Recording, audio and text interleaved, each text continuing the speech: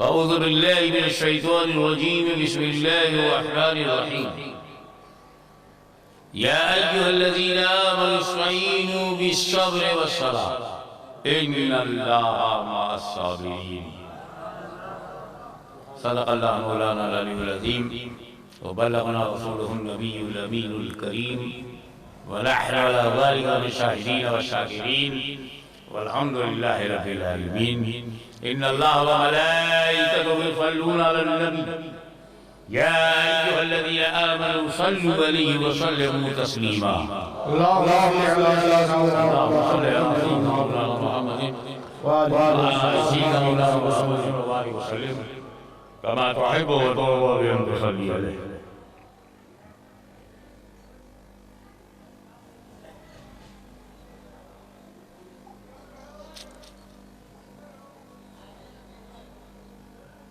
ईमान वालों, तुम मदद मांगो सब्र से और नमाज से, बेशक अल्लाह सब्र करने वालों के साथ।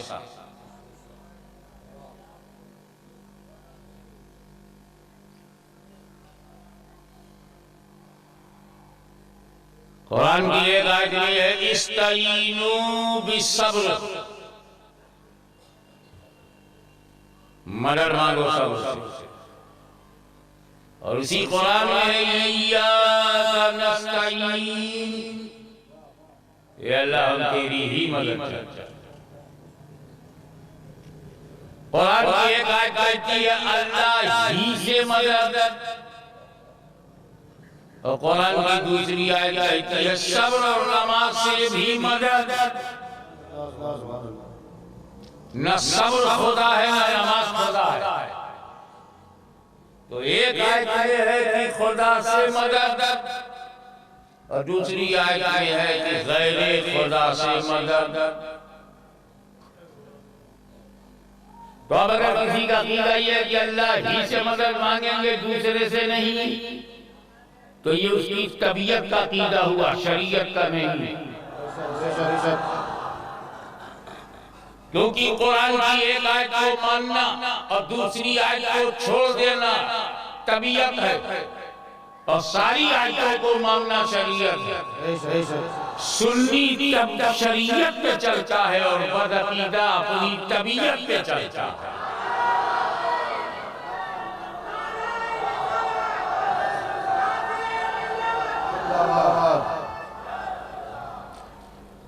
लेकिन मदद हर एक से मांगने के लिए कुरान ने कहा इस्तईनू बिस्सब्र। जब गैरुल्लाह से मदद मांगने का हुक्म देने का इरादा हुआ तो अल्लाह ने सब्र को चुना, नमाज को। क्यों? क्योंकि सब्र अल्लाह को पसंद, नमाज अल्लाह को पसंद। इसका मतलब अल्लाह की पसंद से मदद मांगो। अल्लाह की पसंद, तो अल्लाह को पसंद कौन? अल्लाह ने जिस पर इनाम किया, अल्लाह ने जिस पर एहसान किया, अल्लाह ने जिस पर फजल किया, अल्लाह ने जिस पर करम किया, अल्लाह ने जिसे अपना बनाया, वो अल्लाह की पसंद। तो किस पर इनाम किया है? अनअल्लाहु अलैहि मिनन नबिय्यीना व सिद्दीकीना व शुहदा व सालिहीन। अल्लाह का इनाम नबिय्यीन पर, अल्लाह का इनाम सिद्दीकीन पर, अल्लाह का इनाम शहीदों पर, अल्लाह का इनाम वलियों पर। तो नबी पसंद, सिद्दीक पसंद, शहीद पसंद, वली पसंद, और खुदा की पसंद से मांगने का हुक्म हमें मिल चुका है। एक तो बात ये हुई, लेकिन इस पर गौर करने की बात ये है कि अल्लाह ताला ने ये बात कही किससे?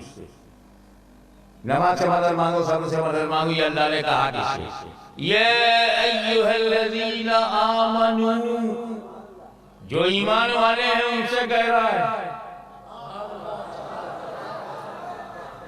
इसका मतलब यह है कि सबसे मदद मांगना सबके बस में नहीं है, नमाज से मदद मांगना सबके बस में नहीं है, अल्लाह की पसंद से मदद मांगना सबके बस में नहीं है। और अल्लाह अलीमुल गैब, उससे मालूम है कि मेरे बंदों में कुछ बंदे तो मेरे नबी से भी मदद मांगने को शिर्क समझेंगे, तो ऐसे लोगों से कहो ईमान।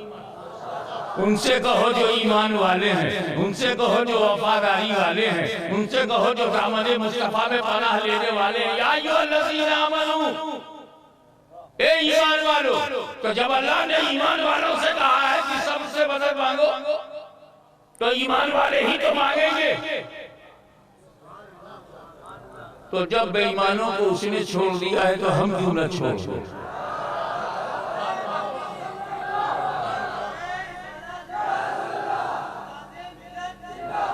इसमें एक चीज और समझना की है, अल्लाह ताला ने जब मदद मांगने को कहा तो दो से कहा, दोनों से मदद मांगो।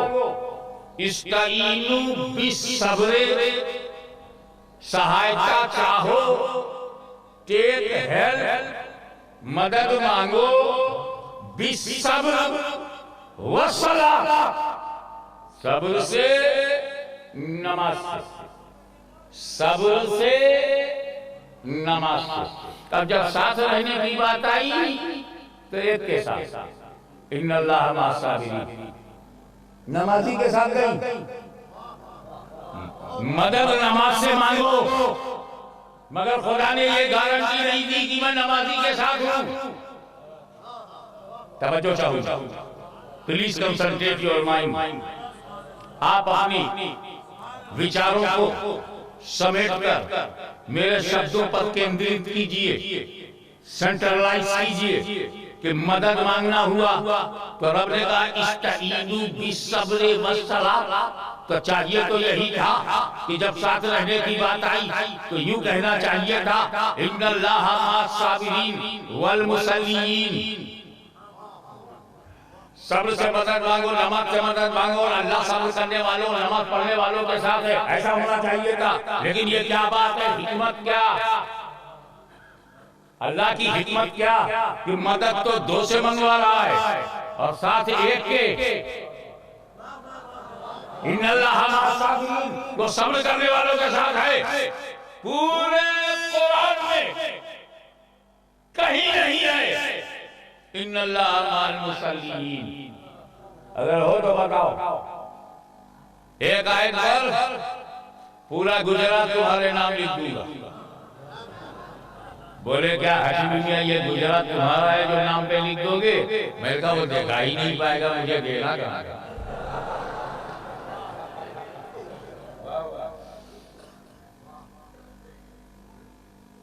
6666 आयतों में एक आयत में नहीं है इन्नल्लाह मअल मुसल्लीन, लेकिन इन्नल्लाह मअस-साबिरीन मुतअद्दिद जगह है।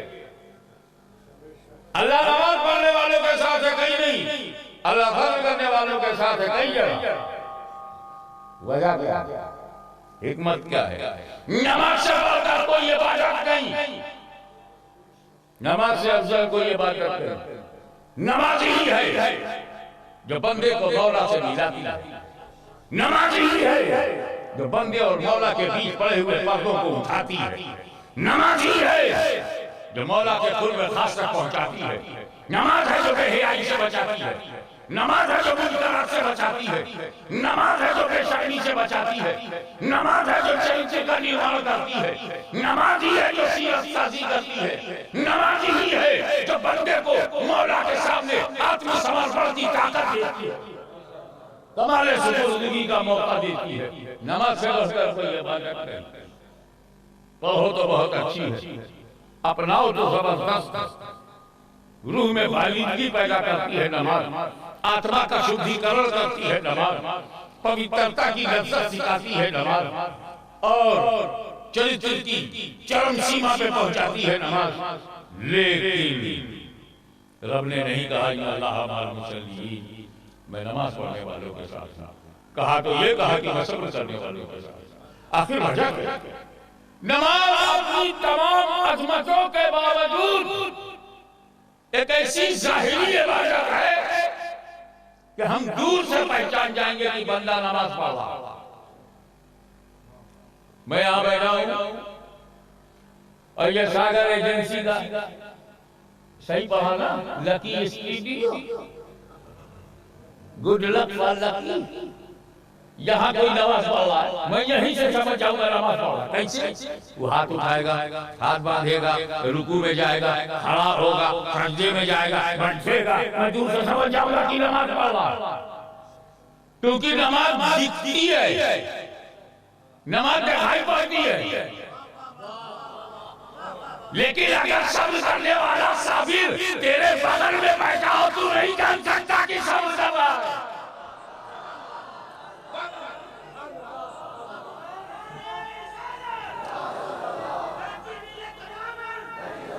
तो नमाज जाहिर है, सब्र बातिन है। अच्छे जाहिर से बेहतर अच्छा बातिन होता है। इसलिए रब उन बंदों के साथ है जिसका बातिन साफ है, जिसका बातिन साफ है।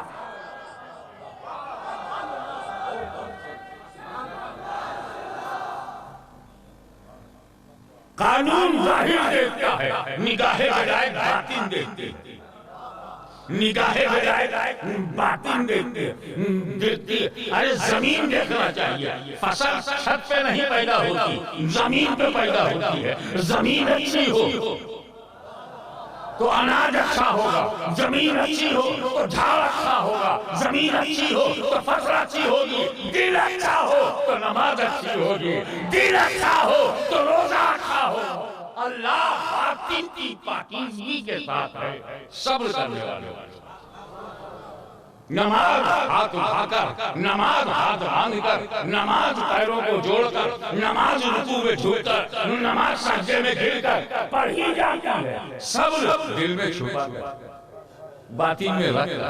सब्र एक बातिनी कैफियत है, सब्र एक हिडन स्पिरिट है, सब्र खुदा पर छुपा हुआ तवक्कुल है, सब्र एक ना कहने वाली, एक ना कहने वाला जज्बा है। सब्र दिखाने के लिए नहीं होता। नमाज दिखाने के लिए पढ़ी जा सकती है, नमाज दिखाने के लिए पढ़ी जा सकती है, पढ़ी जा सकती है। अरे पूरी जमात दिखाने के लिए पढ़ रही है, पूरी जमात दिखाने के लिए पढ़ रही है, मगर सब्र दिखाया नहीं जाता और दिखा दिया गया तो वो सब्र नहीं कहलाएगा। और दूसरी वजह ये है कि अल्लाह ताला ने बड़ा करम किया हम सुन्नियों पर, जो ये नहीं कहा इन्नल्लाहा माल मुसल्लीन, अल्लाह नमाज पढ़ने वालों के साथ है। अगर ये कह दिया होता तो हमारे लिए बड़ा लोचा हो जाता, बड़ा लफड़ा होता, बड़ा झगड़ा होता, झगड़ा भी बहुत तगड़ा होता। अल्लाह नमाज पढ़ने वालों के साथ है तो बहुत प्रॉब्लम में हम लोग आ जाते हैं, बहुत बड़ी समस्या हो जाती, समाधान नहीं हो पाता। अच्छा हुआ उसने कह दिया मैं सब्र करने वाले के साथ। अगर उसने ये कहा होता, तवज्जो, कि मैं नमाज पढ़ने वालों के साथ हूँ, तो हम पता ही न लगा पाते कि करबला में खुदा किसके साथ है। अगर वो ये कहता कि मैं नमाज पढ़ने वालों के साथ हूँ, तो पता लगाना मुश्किल हो जाता अल्लाह किसके साथ है, क्योंकि हुसैन के कैंप में भी नमाज है, यजीदी कैंप में भी नमाज है, इधर भी कलमा है, उधर भी कलमा है, इधर भी फजर है, उधर भी फजर है, इधर भी जोहर है, उधर भी जोहर है, इधर भी असर है, उधर भी असर है, इधर भी रुकू है, उधर भी रुकू है, इधर भी सजदा है, उधर भी सजदा है, इधर भी नमाज है, उधर भी नमाज है। अल्लाह नमाजियों के साथ है तो इस नमाजी के साथ है कि उस नमाजी के साथ है। बहस होती, इस बहस की जड़ को मौला ने काट दिया। इन्नल्लाह मा साबिरीन, मैं नमाजियों के साथ नहीं सब्र वालों के साथ हूँ।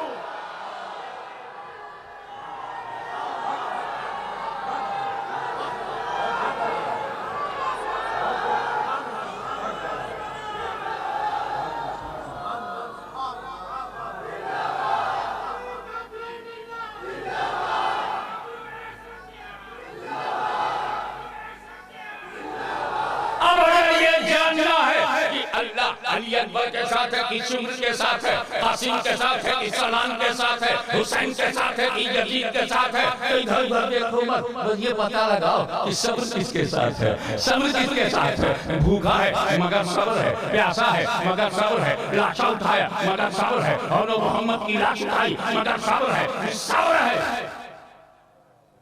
और सब्र मजबूरी का नाम नहीं है। हुसैन मजबूरन प्यासे नहीं थे, वो किसी और का हुसैन है जो मजबूर रहा हो। हमारा हुसैन मजलूम है, मजबूर नहीं। मुख्तार का बेटा मुख्तार है, मालिक का नवासा मालिक है। जब खुदा का हबीब अपनी दोस्ती की बुनियाद पर मालिक बन गया, मैं तो मालिक ही कहूंगा, मैं तो मालिक ही कहूंगा। मेरे इमाम ने डंके की चोट पर कहा है, मैं तो मालिक ही कहूंगा कि हो मालिक के हबीब। अबे मालिक का हबीब जब मालिक होता है तो फिर मालिक का खून, मालिक की नस्ल, मालिक का बेटा करबला के मैदान पर मदीने वाले का बेटा जला रहा है। मजलूम है, मजबूर नहीं। मैं एक ऐसी मिसाल दे दूं कि मोमिन तो मोमिन, काफिरों की भी समझ में आ जाए।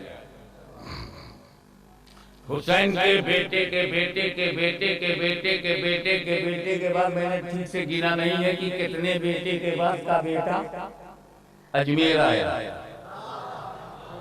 इमाम हुसैन के बेटे के बेटे के बेटे के बेटे के बाद सैयद गयासुद्दीन के बाद मोइनुद्दीन हसन संजरी, न जाने कितने बेटों के बाद का बेटा अजमेर में आया। तो राजा के सिपाहियों ने कहा हम पानी नहीं देंगे, इधर राजा उधर खाजा।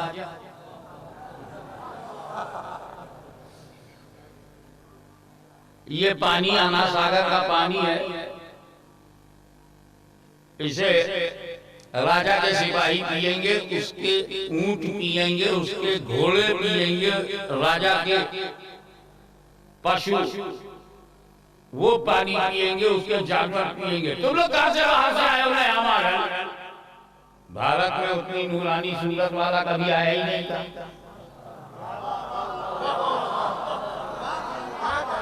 अंधेरों को उजालों से वहशत हो गई, जुल्मत नूर को समझ ना पाई। ये कहां से नया चेहरा आया? क्या पानी बन, यही काफिरों का हथियार है। बन,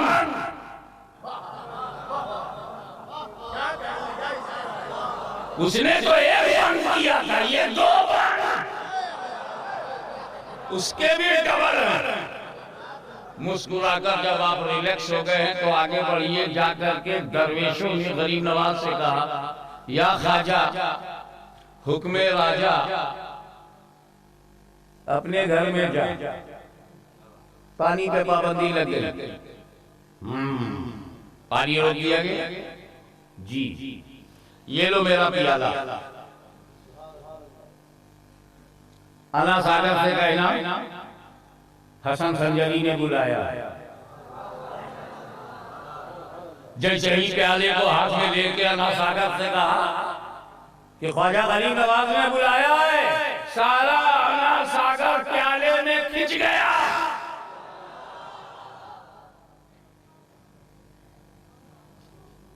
क्योंकि गरीब नवाज किसी मजबूर शख्सियत का नाम नहीं।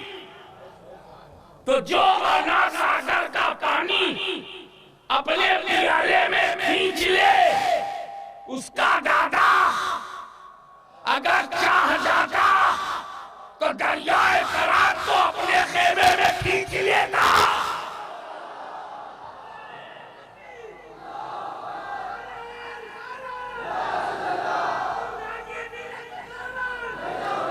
उसका दादा अगर चाहता तो करबला में बैठे बैठे दरियाए फरात से पानी को अपने खेमे में खींच लेता।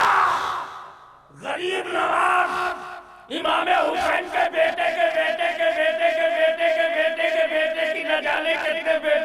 बाप के बेटे हैं, ये पानी खींच ले। और गरीब नवाज के बाप के बाप के बाप के बाप के बाप के वालिद के वालिद के वालिद इमाम हुसैन, वो फरात का पानी चाहते तो खींच लेते, मगर ये फर्ज क्यों? तो बात बोल दूं, राज खोल दूं, हमें दोनों की ड्यूटी अलग है। तवज्जो चाहूंगा, करबला में इमाम हुसैन की ड्यूटी और अजमेर में गरीब नवाज की ड्यूटी और ख्वाजा अजमेर में आए इस्लाम फैलाने के लिए, इस्लाम फैलाने के लिए, और हुसैन करबला में गए इस्लाम बचाने के लिए।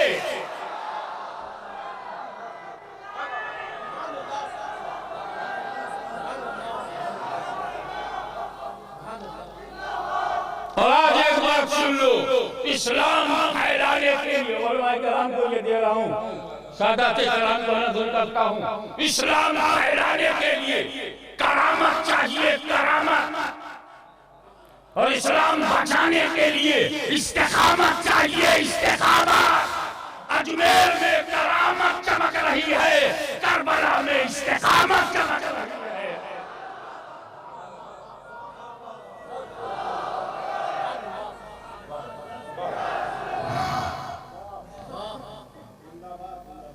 तो अल्लाह का बड़ा करम है जो उसने कहा अल्लाह सब्र करने वालों के साथ है। अब करबला में अल्लाह किसके साथ है तो देख लेना, सब्र वाले की है। अच्छा, ये अल्लाह ने ये नहीं कहा इन्नल्लाहा मअस-साबिर, फरमाया मअस-साबिरीन, हर साबिर के साथ अल्लाह, चाहे वो नजफ का साबिर हो, चाहे करबला का साबिर हो, चाहे करियर का साबिर हो, अल्लाह हर साबिर के साथ। अब देखना यह है कि साबिर के साथ कौन है, तो अल्लाह उसके साथ है। इसीलिए हमने सरकार साबिर पाक का दामन पकड़ा, मौलाए कायनात का दामन पकड़ा, हुसैन आजम का दामन पकड़ा। अल्लाह इनके साथ है, गारंटी है, और इमाम अपने गुलाम के साथ है, ये गारंटी है। अब इसको दूसरे पहलू से देखिए।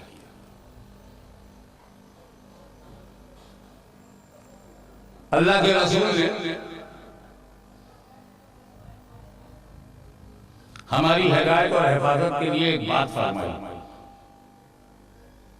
और ये साइकोलॉजी, ह्यूमन साइकोलॉजी है, ये मनोवैज्ञानिक मानसिकता है कि जब कोई आदमी कोई चीज बनाता है,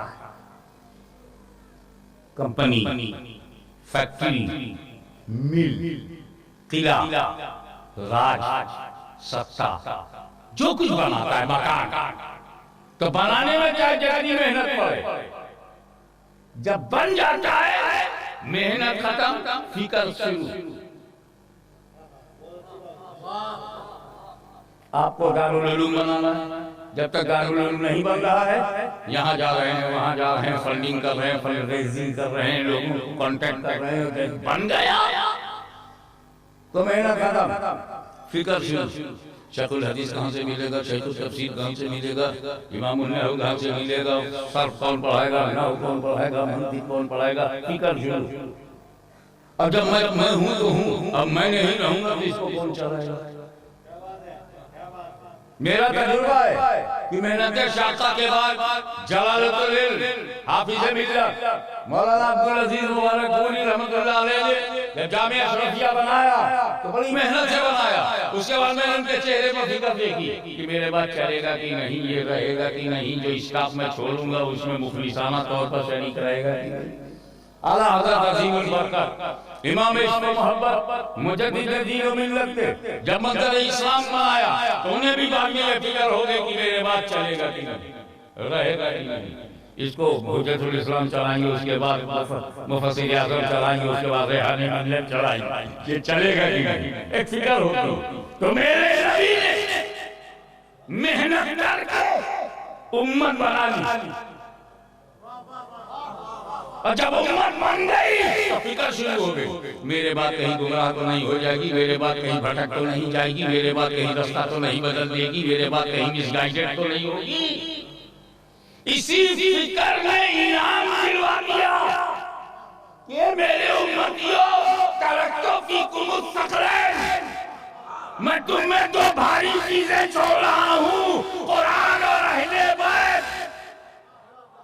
अगर दोनों को मजबूती से पकड़ोगे कभी गुमराह नहीं होगे।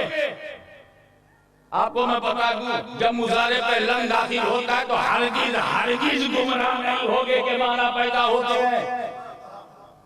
यानी नबी करीम ने गारंटी ले लिया कि कुरान और अहले बैत का दामन अगर हाथ में है तुम हरगिज गुमराह नहीं होगे। अब अगर संत रामपुर में ये संत राम, मैं यूपी से आया हूं, कई राम जानता हूं, राजा राम, संत राम, अनंत राम। अनंत राम का मतलब कुछ और है, वो लामहदूद, वो निराकार, वो विश्वव्यापी, वो असीमित, वो अदृश्य, वो संसारमय, कण कण में विद्यमान, वो अनंत राम। लेकिन गनीमत है कि ये संत होना भी ठीक है, मगर ऐसा संत ना होना कि एटीएस वाले गिरफ्तार करके ले गए।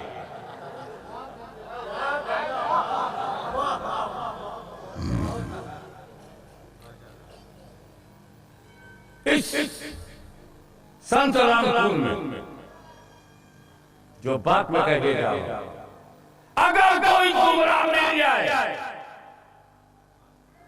पूरे गुजरात में, अगर कभी कोई गुमराह मिल जाए तो समझ जाना या तो इसने कुरान छोड़ा है या अहले बैत से पंगा लिया है, क्योंकि ये दोनों जिसके पास है वो गुमराह नहीं हो सकता। और हो गया गुमराह तो या तो कुरान का दामन छोड़ दिया है या अहले बैत से पंगा ले लिया। हमें मिलते हैं ऐसे लोग जो कुरान की तफहीम अपने मनमाने ढंग से करते हैं और कहते हैं तफहीमुल कुरान है, दामने कुरान छोड़ते हैं और कहते हैं यही तफहीमुल कुरान है। और ऐसे भी लोग मिलते हैं जो कहते हैं हज़रत अली सैयद ही नहीं है, पंगा ले लिया तो कुरान और अहले बैत के दामन को मजबूती से पकड़ना। इसकी वजह कुरान और अहले बैत एक साथ, कुरान का साथी, क्यों कुरान का साथी? अबे क्लियर है, अस्पष्ट, फिर भी हो रहा है कष्ट। तेरा स्वभाव है भ्रष्ट, इसीलिए महसूस कर रहा है कष्ट, वरना सत्यता है स्पष्ट। कुरान की किताब है, जहां रख दो वहीं रहेगी, बोलती नहीं, खामोश है।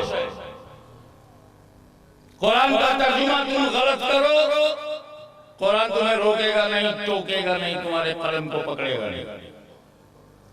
बेनियाज का कलाम है, ये भी बेनियाज है। Allah doesn't care anyone, Quran doesn't care anyone. Allah को किसी की परवाह नहीं है, कुरान को भी किसी की परवाह नहीं। मानेगा तो उसका भला होगा, नहीं मानेगा उसका बुरा होगा। कुरान का कुछ भी नहीं होगा। कुरान बेनियाज है। अगर कोई कुरान का तर्जुमा करे, रसूल हमारी तरह मामूली बशर हैं, कुरान रोकेगा नहीं। अगर कोई तर्जुमा करे अल्लाह अर्श पर बैठा है, कुरान रोकेगा नहीं। अगर अर्श पर बैठा है तो जमीन से फुर्सत हो गई। कोई तर्जुमा करे अल्लाह ऊपर वाला है, तो फिर कुरान रोकेगा नहीं, ऊपर वाला मत कहो, वरना नीचे वाला खुदा कहो। अल्लाह फिक्सेशन से पाक है, सीमाओं से पाक है, लिमिट और लिमिटेशन से पाक है, दिशाओं से पाक है। इसलिए कुरान का तर्जुमा जब गलत किया जाएगा तो कुरान रोकेगा नहीं। तो बड़ा जरूरी है कि कुरान जैसे अनबोल के कुरान के साथ कुछ बोल के कुरान हो, कि जब इस कुरान की रूह पर हमला किया जाए तो कुरान तो मस्जिद नबी की ताकत रहे, लेकिन करबला के मैदान में बोलता कुरान रूह कुरान को बचा ले। कुरान खामोश रहेगा मगर बोलता कुरान बोलता रहेगा। खैबर की सदा कुरान की सदा बनकर उभरेगी, करबला की आवाज कुरान की आवाज बनकर के फज़ाए बसीत में तहलील होगी। तो जरूरी है कि इंसान बोलते कुरान के साथ बोलता कुरान। और एक बात और, कुरान को साथी इसलिए भी होना चाहिए कि कुरान है नजरिया, अहले बैत उसकी नज़ीर। कुरान है थ्योरी, अहले बैत उसका प्रैक्टिकल। और थ्योरी को मनवाना प्रैक्टिकल का काम है। थ्योरी को मनवाना ये प्रैक्टिकल का काम है। एक मौलवी साहब से मैंने कहा, मौलवी साहब आप क्या पी रहे हो? बिस्लेरी से उन्होंने पानी निकाला बोतल से और गिलास में डाल के पीने लगे। क्या पी रहे हो? हुजूर पानी पी रहा हूँ। मैं कहा कहते क्यों नहीं? ये हकीकत में आप हाइड्रोजन ऑक्सीजन पी रहे हैं। उनके सर पर से गुजर गया, अरे हजरत ये पानी है, गैस नहीं है। मैंने कहा गैस ही है, पानी को मैंने गैस कहा, उनकी गैस निकल गई। बोले ये हो नहीं सकता, ये तो पानी है, लिक्विड है, ऑक्सीजन हाइड्रोजन कैसे होगा? मैं उनको लेबोरेटरी में ले गया और उनको दिखाया, बोलो इस जार में कितना है, ये क्या है? लिखा हाइड्रोजन। मैं कहा दो मिलाओ। ये कौन सा इस जार में कौन सी गैस है? बोले ऑक्सीजन। मैंने कहा 2 हाइड्रोजन 1 ऑक्सीजन, तीसरी जगह ले जाओ। मिलाया, मुंह में डाल पानी, वही पानी बिस्लेरी वाला। क्योंकि साइंस के स्टूडेंट्स जानते हैं कि पानी का केमिकल एनालिसिस किया जाए तो उसकी टर्मिनोलॉजी है H2O। हाइड्रोजन 2 और ऑक्सीजन 1 के अनुपात से मिला दिया जाए, पानी बन जाएगा। प्रैक्टिकल लेवल वाली है मेरे हिसाब से कि मैं सारी जिंदगी कहूंगा कि मैं हाइड्रोजन ऑक्सीजन पीता हूं। अब अगर ये प्रैक्टिकल ना होता तो मेरी थ्योरी को कोई दमा। तो कुरान अगर थ्योरी है तो अहले बैत उसका प्रैक्टिकल। कुरान अगर पैगाम है तो अहले बैत उसके साथी। कुरान खामोश है इसलिए उसे साथी चाहिए। कुरान जुबान से बोलता नहीं, इसलिए जुबान से बोलने वाले साथी चाहिए।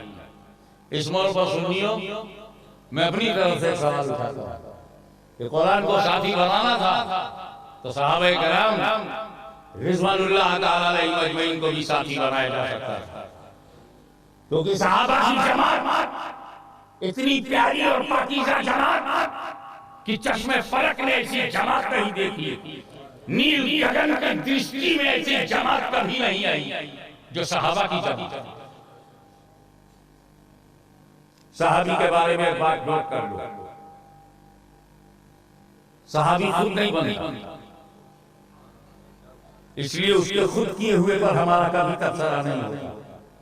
वो खुद से बना ही नहीं। सहाबी की डिफिनीशन ये है, यकीदा मजबूती से रखना।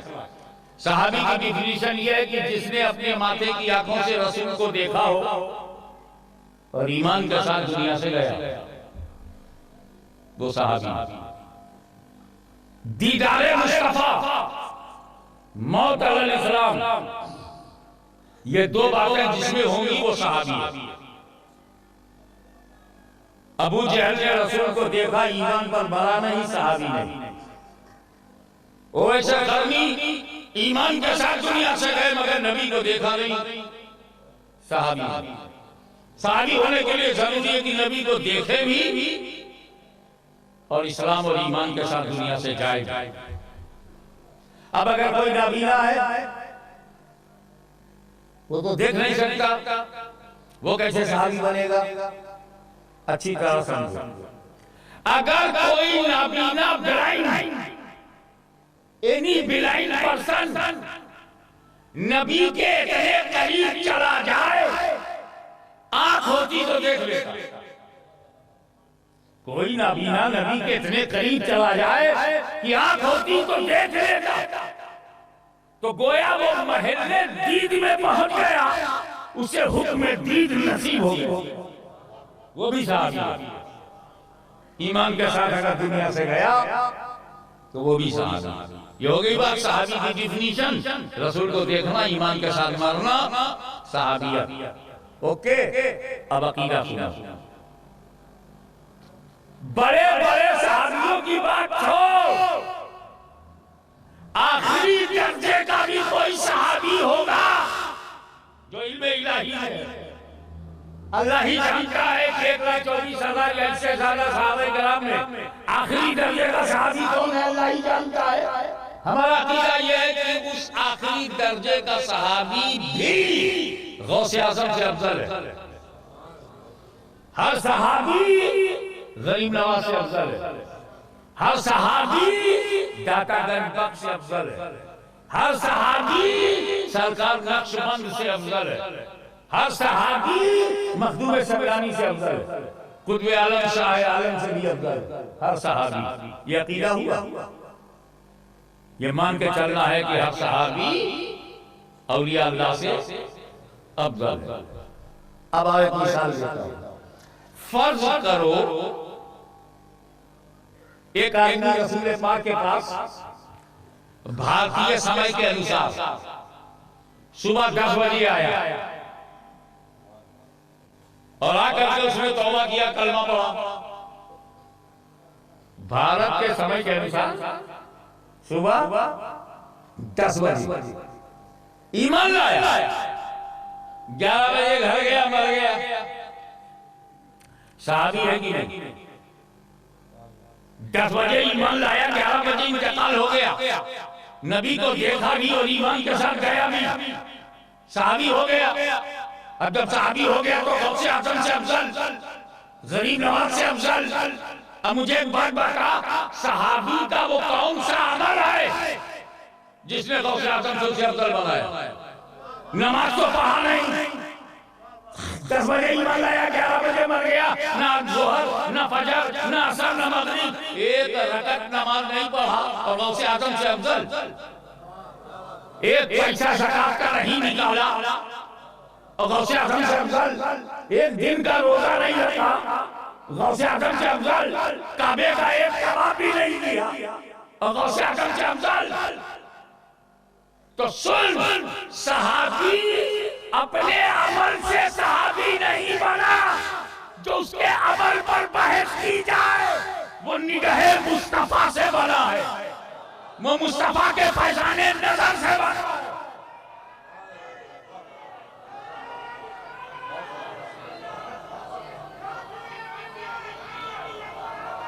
अब अगर कोई ये कहे कि फला साहबी ने ये किया नहीं करना चाहिए था, फला ने ये किया नहीं करना चाहिए था, तलवार उठाया नहीं उठाना चाहिए था, झगड़ा किया नहीं करना चाहिए था, नामजद किया नहीं करना चाहिए था, वली बनाया नहीं बनाना चाहिए था, अमल पर बहस करता क्यों है? वो अमल से बना ही नहीं।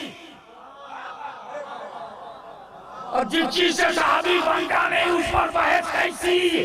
निगाहे रसूल से बना है। माँ अगर मर्द का बच्चा है तो मुस्तफा की नजर पे बहस कर, मुस्तफा की निगाह पे बहस कर, मुस्तफा के फैजान पर बहस कर।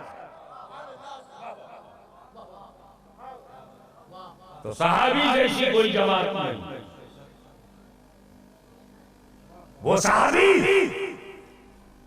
जिसके बारे में नबी करीम ने हमें अल्लाह से डराया, अल्लाह अल्लाह की सहाबी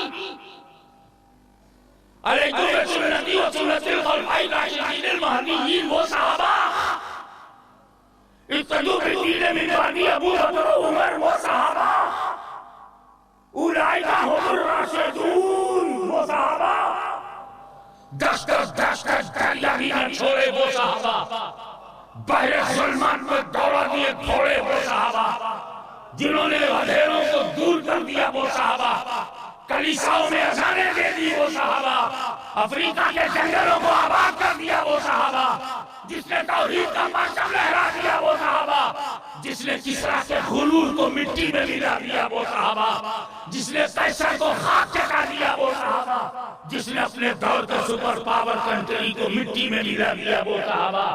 अरे अगर एक खत लिखकर दरिया में डाल दिया जाए तो दरिया का मिजाज बदल जाए वो सहाबा।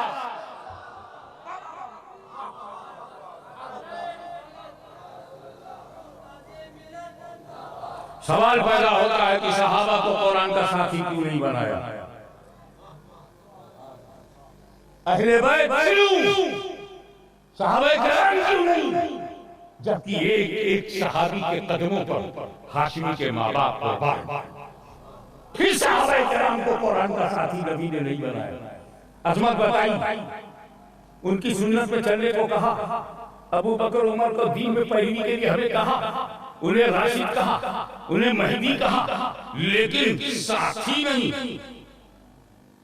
चलो आज ये राज खोल देता हूं, आज ये भेद भी बता देता हूं कि सहाबा बेमिसाल जमात था, लेकिन कुरान के साथी उन्हें नबी करीम ने नहीं बनाया। मैं बता चुका हूं कि साथी बनने के लिए जरूरी है कि नबी मौजूद हो, क्योंकि देखना नबी का, जब नबी होंगे तब दिखाई देंगे। अब मेरे नबी का इल्म गायब देखो, नबी को पहले ही से मालूम है कि एक दिन ऐसा आएगा कि मैं चश्मे आलम से रूपोश हो जाऊंगा, मैं पर्दा करूंगा, फिर सहाबा बनना बंद हो जाएंगे।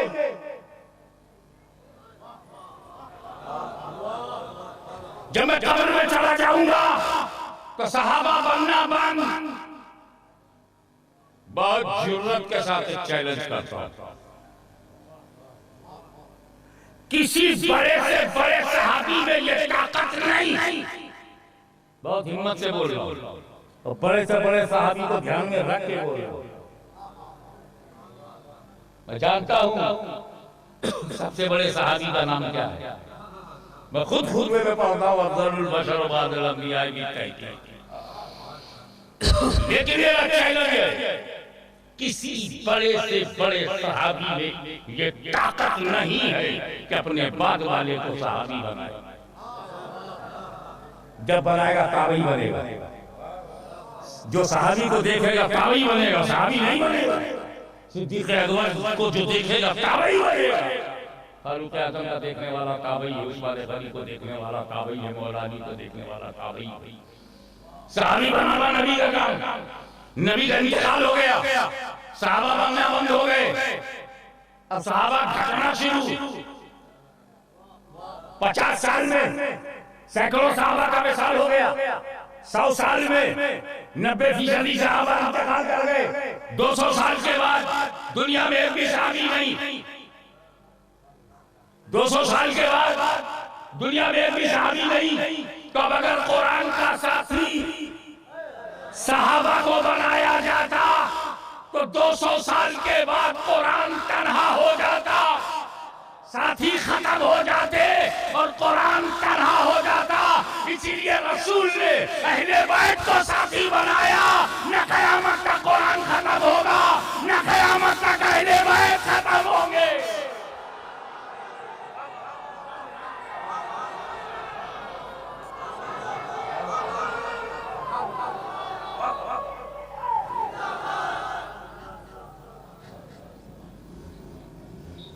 और अगर आप गौर से देखिए तो अहले बैत की दर्जा हासिल हो रही है, नबी करीम के बाद वो भी सहाबी। और सुन्नियों की खुशखबरी है कि हम पंजतनी हैं, हम सिंगल पंजतनी अभी तक तुम अपने को समझते रहे। मुस्तफा मोहम्मद सल्लल्लाहु अलैहि वसल्लम, अली, फातिमा, हसन, हुसैन, इसी को तुम अपने को कहते थे, इनके मानने वाले पंजतनी हैं। आज मैं बताता हूं तुम्हारा नसीब इससे भी ऊंचा है, तुम डबल पंजा नहीं हो।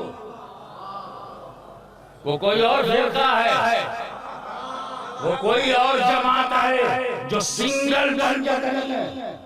सुन्नी मुसलमान डबल, मोहम्मद, सिद्दीक, फारूक, उस्मान, अली पंजातन, मोहम्मद, अली, फातिमा, हसन, हुसैन पंजातन, अंदर भी पंजातन, बाहर भी पंजातन, घर में भी नबी के पंजातन, दर पे भी नबी के पंजातन, परिवार में भी पंजातन, दरबार में भी पंजातन।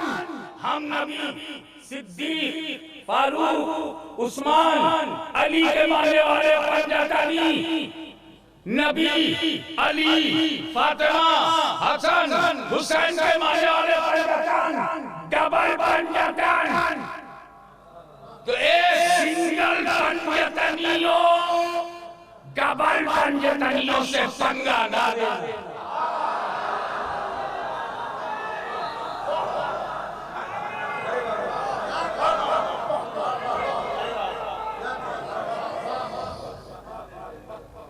और एक बात बोलूं, अली, मौला अली, कुव्वते परवरदिगार, साहिबे जुल्फ़िकार, शाहे मर्दा, शेरे यज़दा, खैबर शिकन, शाहे ज़मन, आफ़ताबे नबूवत की दिलकश करन, अबुल हसन, अली इब्न अबी तालिब, तुम पे मैं कुर्बान। अली की किस्मत देखो, उस पंजातन में भी अली, इस पंजातन में भी अली।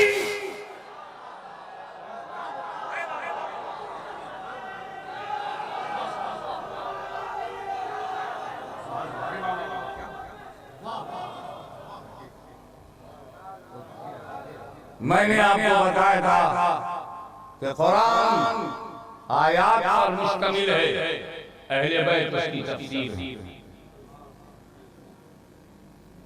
आगे देखें, या सब्र व सलात का हुसैन से क्या ताल्लुक, और इमाम हुसैन ने इसकी अमली तफसीर कैसे की।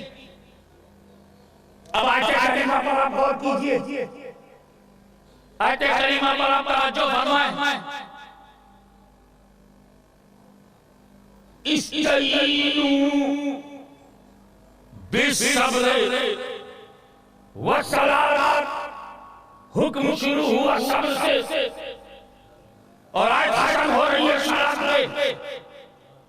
इस्तईनु मदद मांगो, बिस्सब्र सब्र से, व सलात आज खत्म, इन्नल्लाह मा साबिरीन दूसरी आयत। हुक्म इलाही सब्र से शुरू, सलात पे खत्म।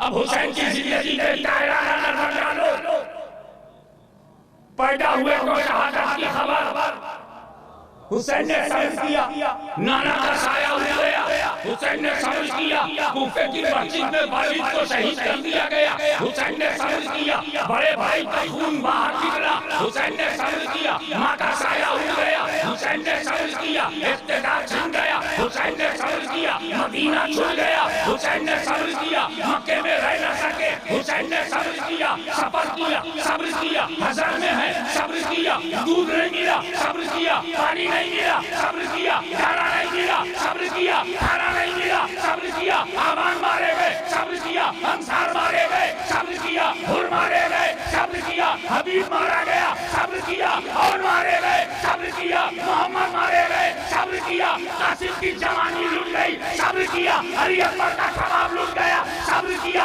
अब्बास के बाजू कट गए, सब्र किया, दूध पीता बच्चा अली असगर गोद में मर गया, सब्र किया, तीरों की बारिश है, सब्र किया, जंग है, सब्र किया, मुकाबला है, सब्र किया, शरीयत बचाना है, सब्र किया, मैदान में कूद पड़ा, सब्र किया, और आखिर में सजदे में मारा गया।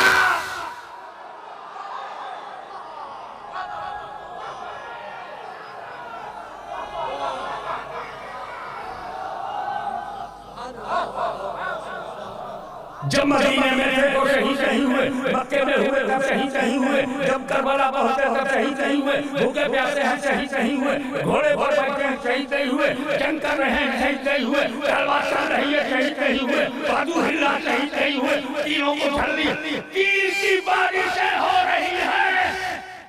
इस्तिकामत का पहाड़ बना हुआ है हुसैन, इस्तिकामत का पहाड़ बना हुआ है हुसैन। मैंने इन तीरों से पूछा, खुदा करे वो जज्बा जो मैं जिस जज्बे से कर रहा हूँ वो समझ में आ जाए।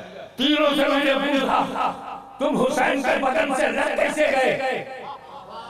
तीरों से मैंने पूछा कि तुम कमान से निकले क्यों?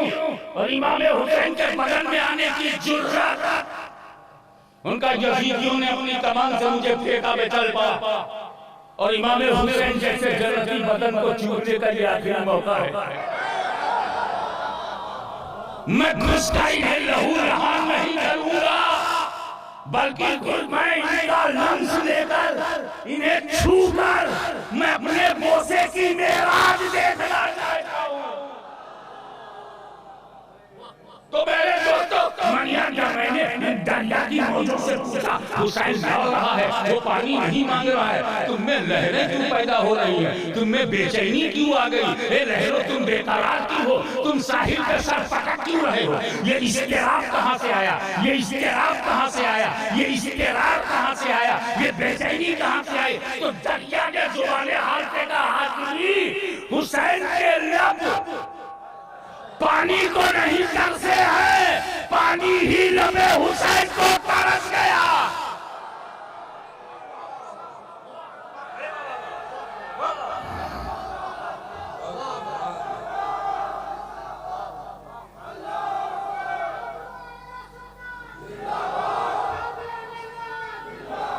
इमाम अली मकाम दुलदुल सवार साहिबे जुल्फ़िकार ज़हरा का विकार बन करके मैदान कारज़ार में तलवार चल रही, जैसे ही नमाज में गए शहीद कर दिए गए। मैं कहा इमाम, लड़ते हुए अली अकबर शहीद हुए, लड़ते हुए कासिम शहीद हुए, लड़ते हुए अब्बास शहीद हुए, आप क्यों नमाज में शहीद हुए? उनका सुन, मैं कुरान की तफसीर हूँ, वो सब्र से शुरू है और सलात पे खत्म। हुसैन भी सब्र से शुरू है और सलात पे खत्म।